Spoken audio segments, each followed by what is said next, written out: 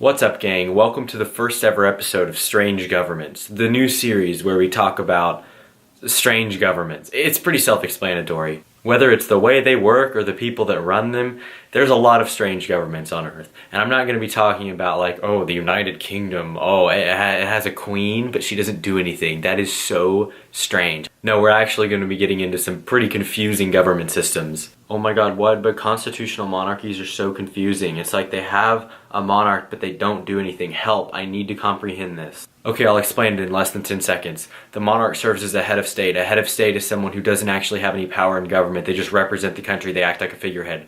There you go. No need to make a whole episode on it now.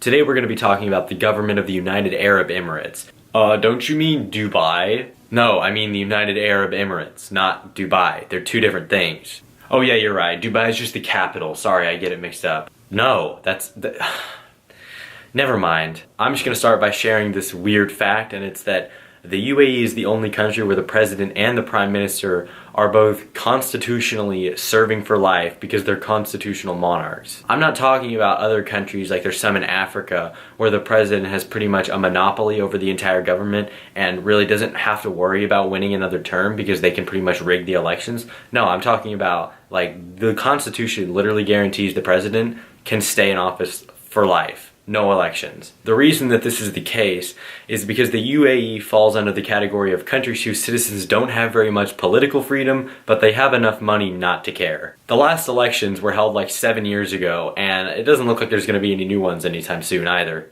Before I explain why the Emirati government is so strange, first a little background. The United Arab Emirates, as the name implies, is a federation. There are 7 Arab Emirates that united to form one country. So the country's a federation, a lot like the United States, Canada, Mexico, and Brazil, and other countries like the Russian Federation. I don't know why that one didn't come to mind first.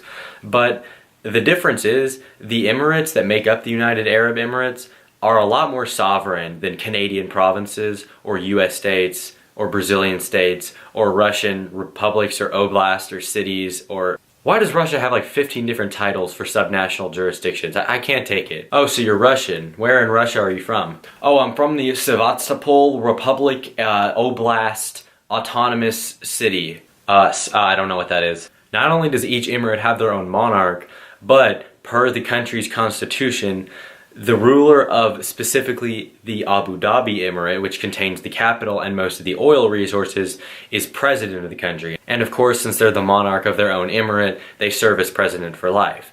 And same goes with Dubai, because it's the commercial center of the country, and what half the people think the United Arab Emirates is actually called, the ruler of the Dubai Emirate becomes prime minister, again, for life. If you're wondering why the rulers of the other 5 emirates don't get a say, talk to me when you can name the other 5 emirates, because I can't. I think I know one besides Dubai and Abu Dhabi, and that's Sharjah. I'm gonna check if that's actually an emirate. I know it's a city. Oh wow, it actually is an emirate. I guess I'm pretty much the UAE expert at this point. I know the names of 3 out of 7 emirates. Well, the rulers of the other emirates who don't hold the position of president or prime minister actually do have a say in the Federal Supreme Council, which is made up of the rulers of all 7 emirates, including the president and the prime minister, because it's not like they had enough power. Oh, and the prime minister is also the vice president for some reason. See if you can keep up here. Let's just say if something happened to the president, then the prime minister of the UAE / the ruler of the Dubai Emirate takes over as president, and then at that point the deputy ruler of Dubai would take over as prime minister.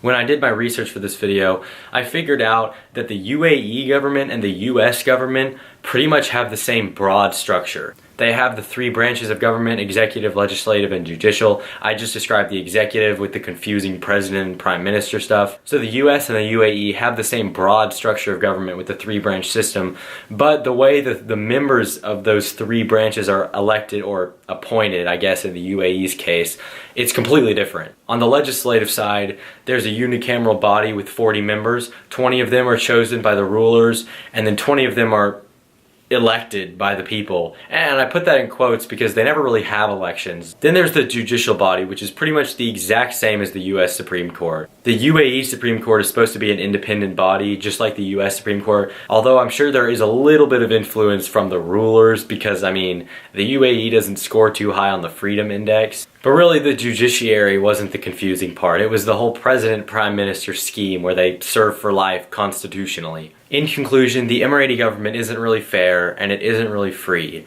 but they got money. The citizens don't really seem to care, and I wouldn't blame them, because if I was riding around in a Lamborghini in the gold district wearing 18 Rolexes on both arms, I wouldn't really care either.